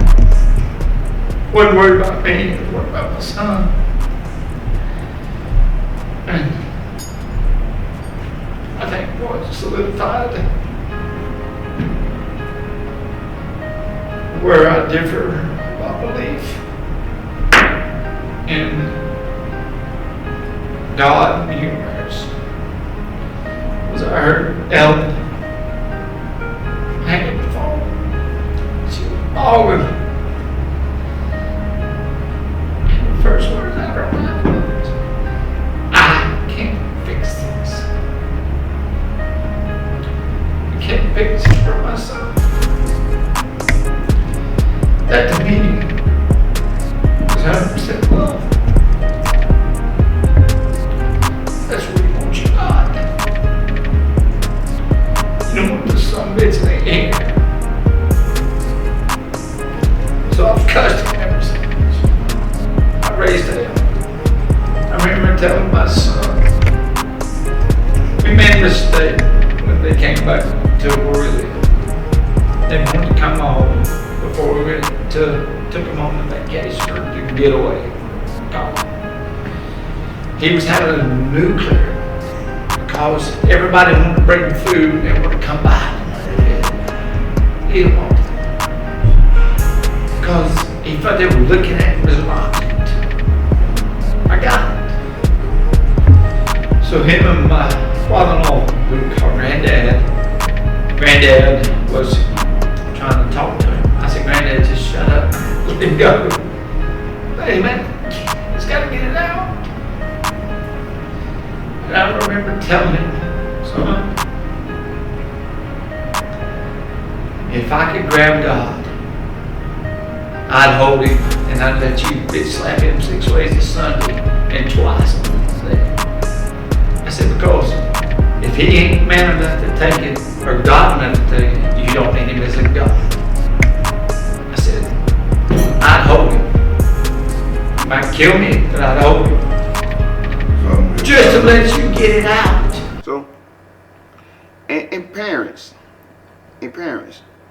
and husband and wives, parents in general, I always share in my marriage ministry, and even when I counsel married couples, one thing I ask them, "Are you saved?" I think you remember we shared that. So, "Are you saved?" Or I asked the future husband and future wife, "Are you saved?" You saved. If you're not saved in this thing, you know, and when you're not saved, you know, you can go through some learning curves without him. And who won't go through the learning curves without him? That's when depression falls in. I think we mentioned that earlier. That's when loneliness falls in. That's when I'm not good enough fall in. That's when, you know, was it my fault fall in? Was it his fault or was it her fault fall in? She should have been here more. He should have been there more. She should have done this. Only if you could have been here.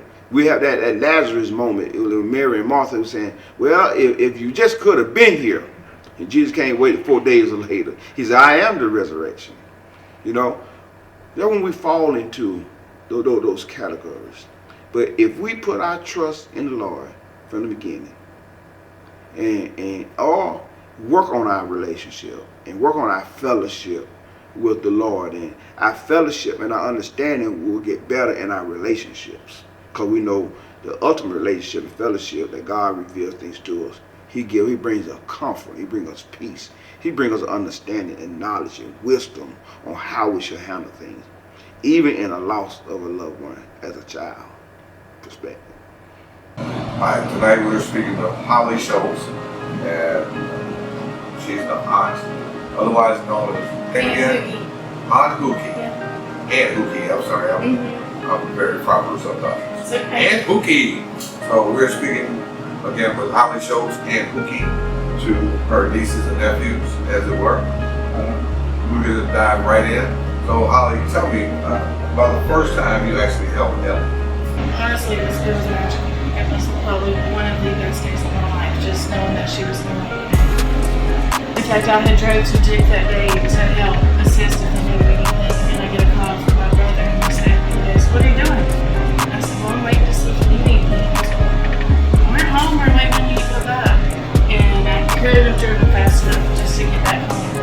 And I was with my dad and my mom, and we were on our way to pick up my mom, and we said, "Don't tell anybody that Ellie's home, and we're gonna go see her." And it was, I cried. It was amazing. So this is your first time being an aunt? It Tell me is. about that. Oh, I was so excited. When Ben and Ashley told me they were pregnant back in March of 20, I was shocked to say the least. Definitely wasn't expecting it. And at first it was just kind of crazy to wrap my head around what I was getting to experience. But every step along the way I got to see how they progressed, and I was just so excited. So who do you have to go? She looked like her dad. Yeah, I mean, I honestly feel like she was her dad's spinning image. I was born with a head full of dark hair. It was starting to turn red, kind of like her dad's beard is now. And she had her mom's features too. I think she was going to have her mom's personality for sure. You and Ben have always pretty much shared a special relationship. But yeah. Growing up, we picked at each other. He picked at me. He's the older brother, But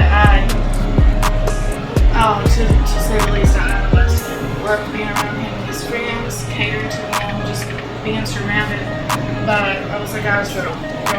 And we found the same passion in careers and in life, and we have grown through it together and are continuing to do so.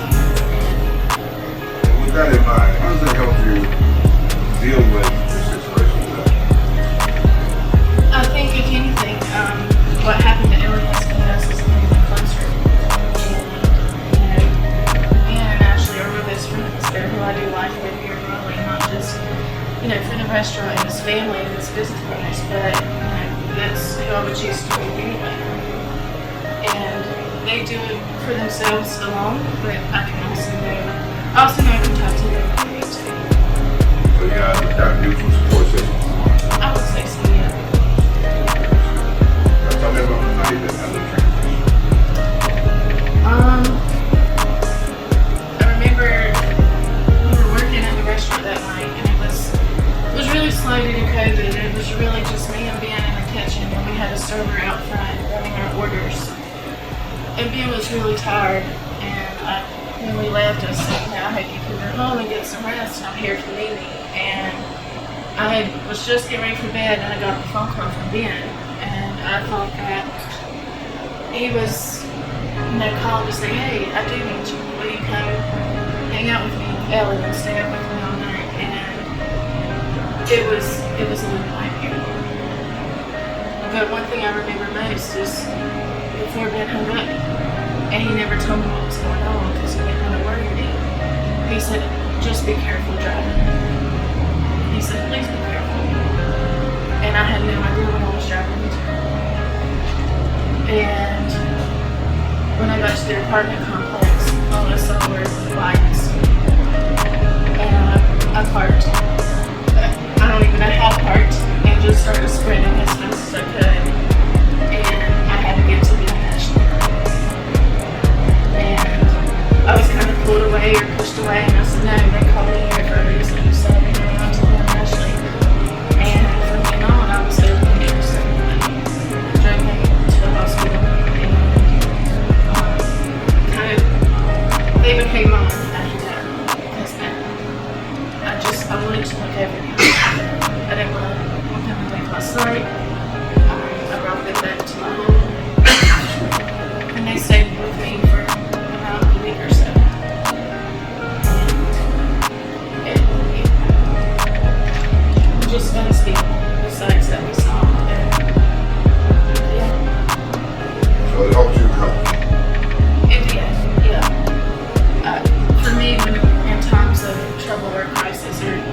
death specifically, me being able to do something else, I have to constantly stay busy. Or, you know, sometimes it's cooking or hosting or, you know, Kimmy's putting people in bed or covering up with a blanket. If I'm always doing something, that's when it's good.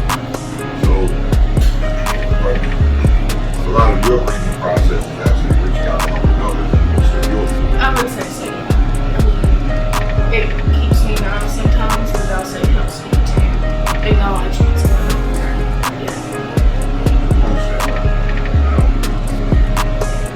Tell me about what you would consider your new home. Busy. Busy. After Ellie's death, we took a break for a little while, and none of us had the inspiration to cook or anything like that. Be creative in the kitchen or the restaurant, or just serve guests and customers. But when we finally got back to opening, we kind of hit the ground running, and we've stayed busy ever since. And we recently talked about how crazy it's just gone about these last 6-8 months. It's just kind of, it's been a whirlwind for us, and I think Ellie's kind of known us every important way of that. And then the good news is you actually have enough income. I do, yes.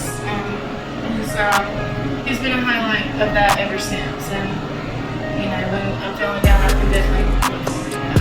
And I think that's safe to say it goes for the whole thing. And so, where do you draw your strength?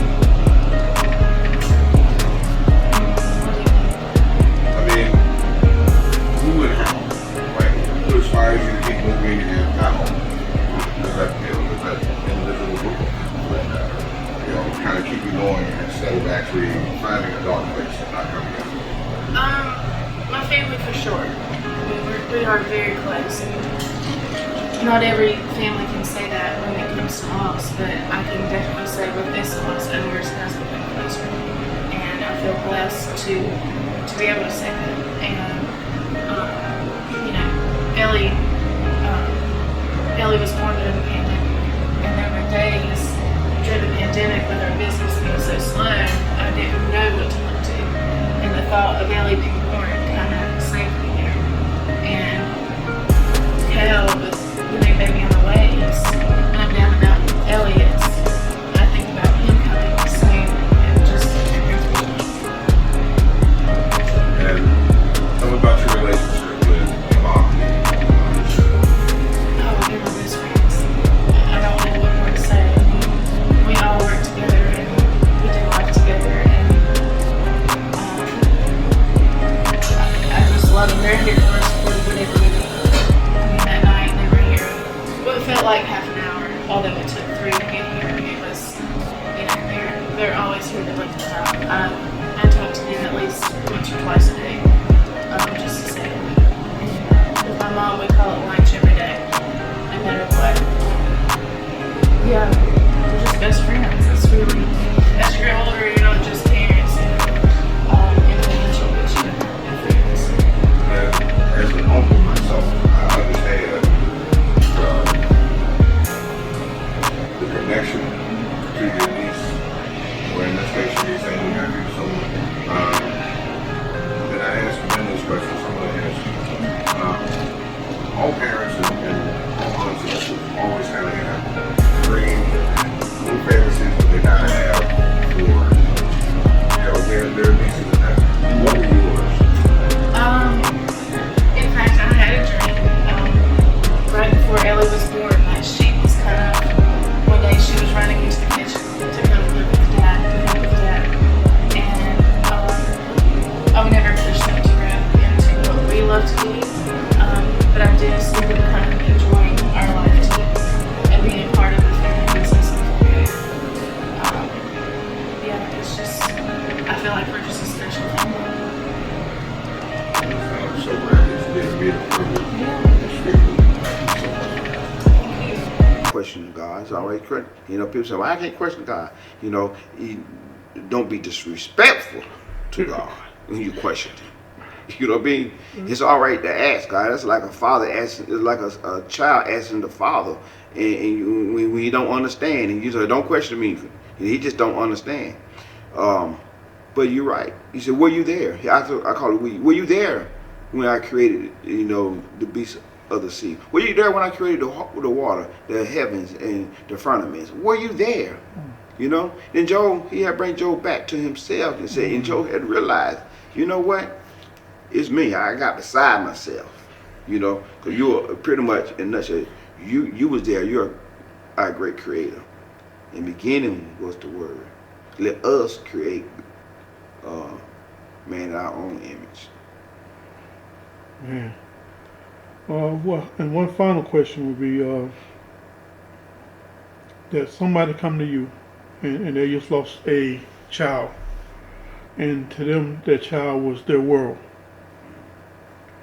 and they're hurt so bad that they are mad at God.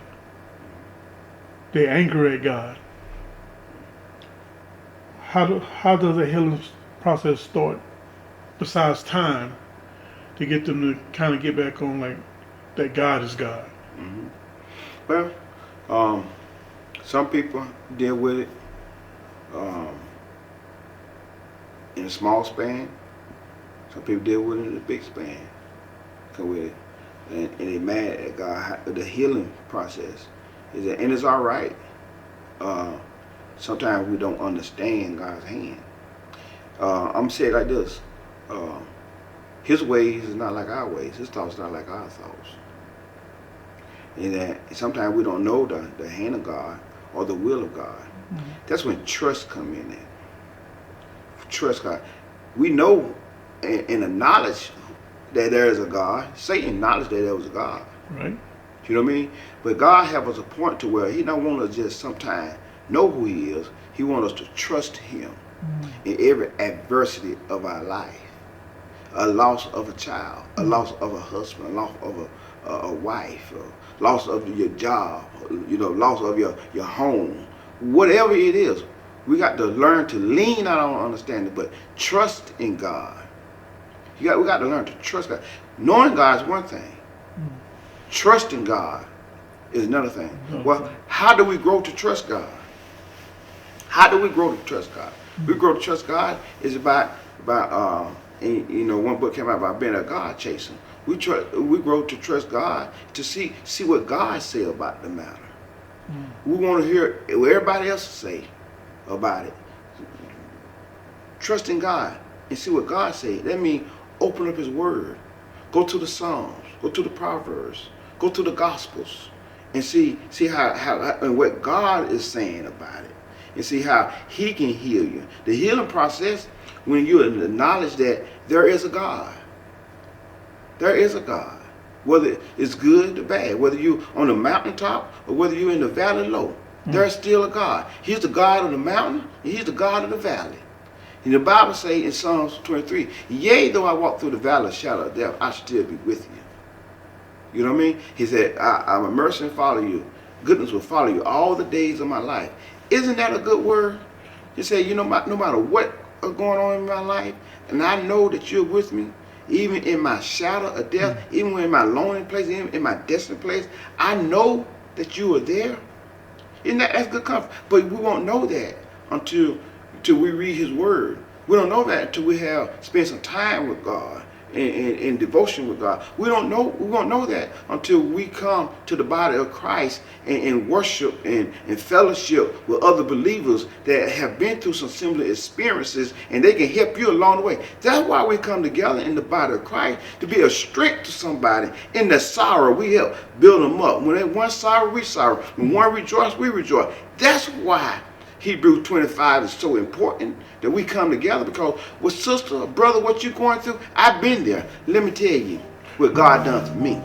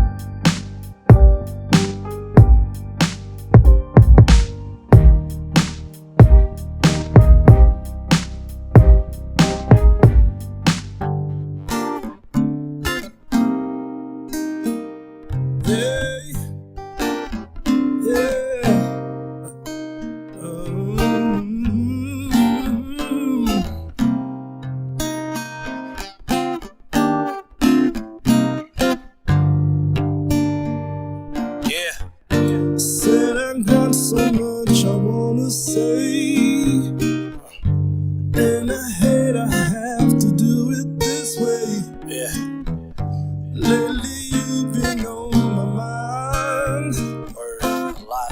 And when I think about all I do is cry, I understand why you chose to leave.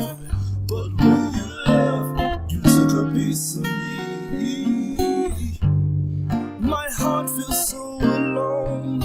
Yeah, I lost my friend, my home is gone. Yeah, even though I know you're in a better place, I still wish that I had one day to tell you I love you. Yeah. So now I pray to see you again, so I can finally say, yeah, you are amazing.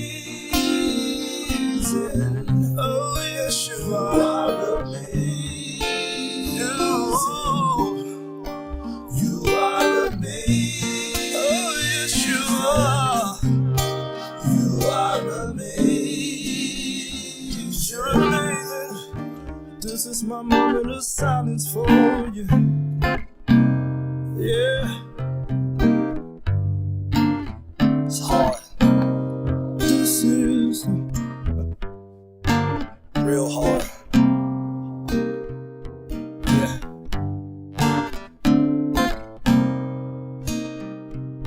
Come on. Since you've been gone, I think about what you said to me. Yeah. Yeah. Stay prayed up, take care of your family.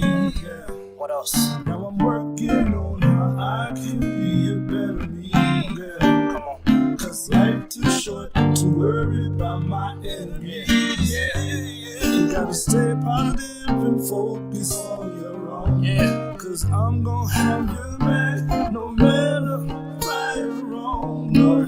Yeah. Just give life your all and don't give up. And don't give up. Don't give up. Yeah. Even though I know you're in a better place, yeah. I still wish that I had one day to tell you I love you. So now I pray. To see you again, so I can finally say you are amazing. You are amazing. Oh yes, you are. You are amazing. You are amazing.